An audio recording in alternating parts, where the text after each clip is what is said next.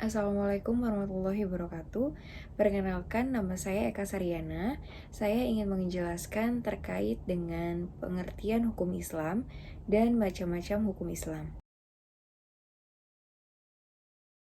Hukum Islam adalah sistem kaidah-kaidah yang didasarkan pada wahyu Allah Subhanahu wa taala dan Rasul.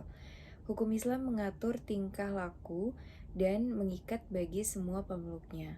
Hukum Islam dipandang sebagai ekspresi perintah Tuhan bagi umat muslim. Dalam penerapannya, hukum Islam merupakan sistem yang menjadi kewajiban bagi semua umat muslim. Pengertian hukum Islam ialah sebagai solusi kehidupan masyarakat yang harmonis. Sebagai penganut agama muslim terbesar, Indonesia cukup paham akan tentang hukum Islam. Memang ada banyak hal yang akan kita pelajari, yaitu sumber hukum Islam, pembagian hukum Islam, kemudian sumber-sumber hukum Islam, dan contoh hukum Islam. Kesadaran akan pentingnya mempelajari hukum Islam, selain memberikan pemahaman, melembutkan hati dan pikiran agar muncul rasa toleransi, ternyata hukum Islam juga dapat dijadikan media pembelajaran untuk bersikap dan berperilaku lebih baik lagi. Karena kita sekedar mengajarkan bagaimana cara berinteraksi sosial, tetapi bagaimana membangun hubungan dengan masyarakat yang baik dan harmonis. Tujuan hukum Islam. Kehadiran hukum Islam ternyata memiliki maksud dan tujuan. Salah satunya adalah untuk menyatukan perbedaan.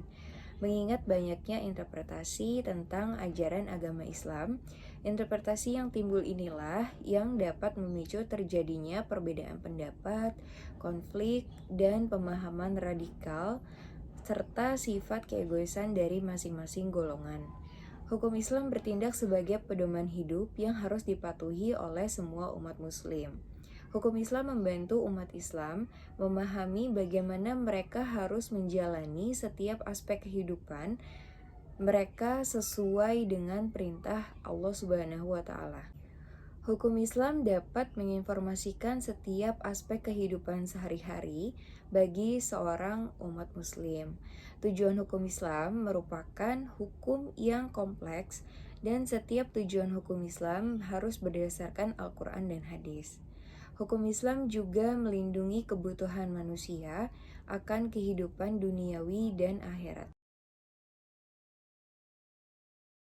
Sumber hukum Islam. Sumber hukum Islam ada 4. Yang pertama yaitu Al-Quran. Al-Quran merupakan sumber hukum Islam yang pertama, yaitu firman Allah yang diturunkan kepada Nabi Muhammad SAW. Al-Quran memuat kandungan-kandungannya yang berisi perintah, larangan, kisah Islam, ketentuan, hikmah, dan sebagainya. Yang kedua yaitu hadis. Hadis adalah sesuatu yang berlandaskan pada Nabi Muhammad SAW. Hukum ini dapat melalui perkataan, tindakan, dan teladan Nabi Muhammad SAW dan nabi-nabi yang lain. Kemudian yang ketiga, kesepakatan ulama. Sumber hukum Islam yang bisa dipertimbangkan adalah kesepakatan ulama atau ijtima. Kesepakatan ulama yang dapat dipertanggungjawabkan sebagai sumber hukum Islam yang terjadi di zaman sahabat Nabi. Yang keempat adalah qiyas. Qiyas atau analogi hukum adalah alat yang ampuh untuk mendapatkan putusan untuk masalah baru.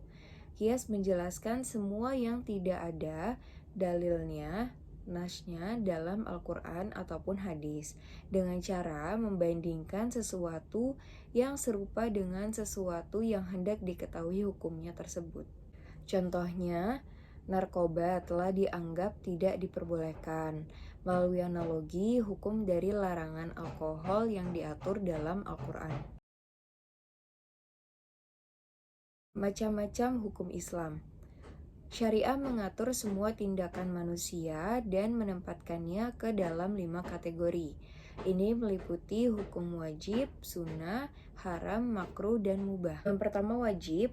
Wajib adalah sebuah status hukum terhadap suatu aktivitas. Aktivitas yang berstatus hukum wajib harus dilakukan oleh mereka yang memenuhi syarat-syarat wajib. Aktivitas ini bila dilaksanakan oleh pelakunya maka akan mendapatkan ganjaran kebaikan yaitu pahala. Namun apabila ditinggalkan maka akan menjadikan yang meninggalkannya dosa atau berdosa. Kemudian yang kedua adalah sunnah. Sunnah ialah sesuatu perbuatan yang dituntut agama untuk dikerjakan, tetapi tuntutannya tidak sampai ke tingkatan wajib. Sunnah merupakan perbuatan yang jika dikerjakan akan mendapatkan pahala dan apabila ditinggalkan tidak akan mendapatkan hukuman atau dosa. Kemudian yang ketiga haram. Haram adalah sesuatu perbuatan yang jika dikerjakan pasti akan mendapatkan dosa dan jika ditinggalkan akan mendapatkan ganjaran kebaikan atau pahala. Lalu yang keempat adalah makruh. Makruh adalah perbuatan yang dilarang namun tidak terdapat konsekuensi bila kita melakukannya. Dengan kata lain, perbuatan makruh dapat diartikan sebagai perbuatan yang sebaiknya tidak dilakukan. Perbuatan makruh bila dikerjakan tidak mendapatkan dosa, apabila ditinggalkan akan mendapatkan pahala. Demikian penjelasan saya terkait dengan pengertian hukum Islam dan macam-macam hukum Islam. Terima kasih. Wassalamualaikum warahmatullahi wabarakatuh.